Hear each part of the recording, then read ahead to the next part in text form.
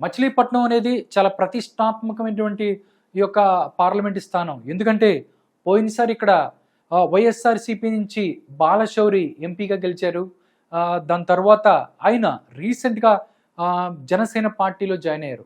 జనసేన పార్టీలో జాయిన్ అయ్యి అక్కడి నుంచే పార్లమెంట్ అభ్యర్థిగా తను పోటీ చేయబోతున్నాను అని చెప్తున్నారు. మనం ఒక్కసారి మచిలీపట్నం లోక్సభ మరియు శాసనసభ నియోజకవర్గాల సర్వేని చూసుకున్నట్లయితే మనం చూసినట్లయితే మచిలీపట్నం లోక్సభ స్థానంలో టీడీపీ అండ్ జనసేన పార్టీ అభ్యర్థి ఎక్కడి నుంచి గెలవబోతున్నారు అంటూ ఈ సర్వే చెప్తుంది.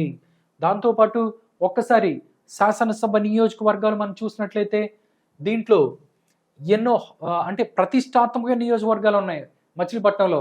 ఏంటంటే గన్నవరం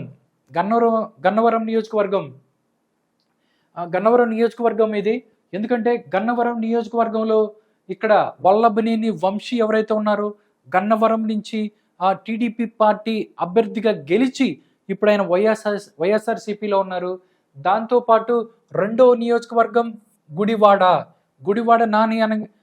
అనగానే మనకి నాని గుర్తొస్తారు. కొడాలి నాని ఉన్నారు అక్కడ. గుడివాడలో మాత్రం గుడివాడ ఉంది.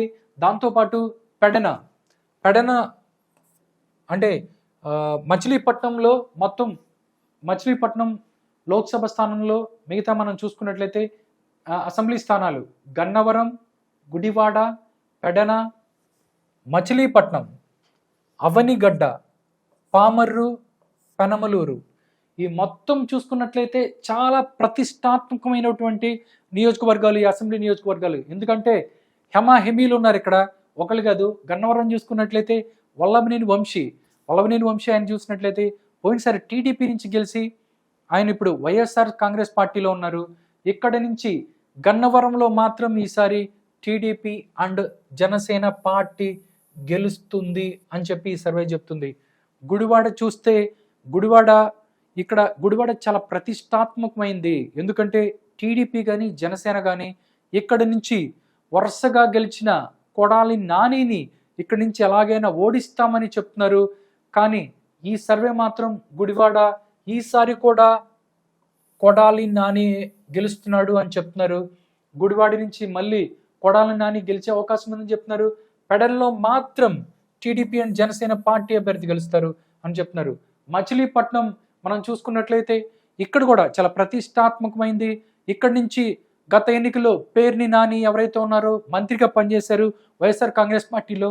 మచిలీపట్నం ఈ యొక్క అసెంబ్లీ స్థానం కూడా చాలా ఇంపార్టెంట్ అని చెప్పొచ్చు. ఇక్కడి నుంచి పోయినసారి పేర్ని నాని ఎవరైతే ఉన్నారో పేర్ని నాని వైఎస్ఆర్ కాంగ్రెస్ పార్టీ అభ్యర్థిగా గెలిచారు. కానీ ఈసారి మాత్రం TDP Janasena party Machilipatnam assembly స్థానాన్ని గెలుచుకోబోతోంది అని చెప్తున్నారు. దానిలో భాగంగానే అవనిగడ్డలో మాత్రం టఫ్ ఫైట్ ఉంటుంది అని చెప్పొచ్చు. టఫ్ ఫైట్ ఉంటుందని చెప్తున్నారు. Pamarru TDP and Janasena party గెలుస్తుందని చెప్తున్నారు. దానిలో భాగంగానే పెనమలూరు కూడా మళ్ళీ టీడీపీ అండ్ జనసేన మాత్రమే గెలుస్తుందని చెప్తున్నారు. టోటల్గా చాలా ప్రతిష్టాత్మకమైన మచిలీపట్నం లోక్సభ మరియు శాసనసభ నియోజకవర్గాల సర్వేలో మచిలీపట్నం లోక్సభ మాత్రం టీడీపీ అండ్ జనసేన గెలుస్తుందని చెప్తున్నారు. గన్నవరం గెలుస్తుందని చెప్తున్నారు.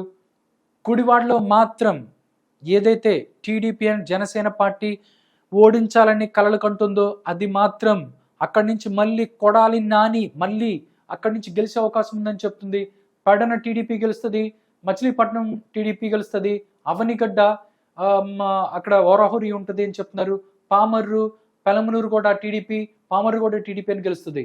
మొత్తం టోటల్గా చూసుకున్నట్లయితే మచిలీపట్నం లోక్సభ స్థానంతో పాటు పెనమలూరు, పామర్రు, మచిలీపట్నం, పెడన, గన్నవరం స్థానాలని టీడీపీ గెలుచుకోబోతుండగా గుడివాడలో మాత్రం వైఎస్ఆర్‌సీపీ గెలుస్తుంది. దాంతోపాటు అవనిగడ్డలో హోరాహోరీ జరిగే అవకాశం ఉంది అని చెప్పి ఈ సర్వే సంస్థ చెప్తుంది. మనం చూసుకున్నట్లయితే మచిలీపట్నంలో కూడా టీడీపీ అండ్ జనసేన హవానే కనిపిస్తుంది. వాళ్ళు చెప్తున్న దాని ప్రకారం గుడివాడలో మాత్రమే వైఎస్ఆర్‌సీపీ గెలిచే అవకాశం ఉంది అని చెప్తున్నారు. అవనిగడ్డలో హోరాహురీ ఉంటుంది అని చెప్తున్నారు. దీంతో పాటు మనం ఓట్ షేర్ చూసుకున్నట్లయితే మచిలీపట్నం పార్లమెంటు నియోజకవర్గానికి సంబంధించి ఓట్ షేర్ చూసుకున్నట్లయితే టీడీపీ అండ్ జనసేన పార్టీ 53% ఓట్లని సాధించే అవకాశం ఉందని చెప్తున్నారు. దాంతోపాటు వైఎస్ఆర్ కాంగ్రెస్ పార్టీ 41% ఓట్ షేర్ని సాధించే అవకాశం ఉందని చెప్తున్నారు. దాంతోపాటు ఇతరులు ఎవరైతే ఉన్నారో వాళ్ళకి 6% ఓట్ షేర్ వచ్చే అవకాశం ఉంది అని చెప్తున్నారు. టోటల్గా మరొక్కసారి మనం మచిలీపట్నం పార్లమెంటు నియోజకవర్గంలో టీడీపీ అండ్ జనసేన గాలి వీస్తుంది అని ఈ సర్వేని బట్టి మనం తెలుసుకోవచ్చు.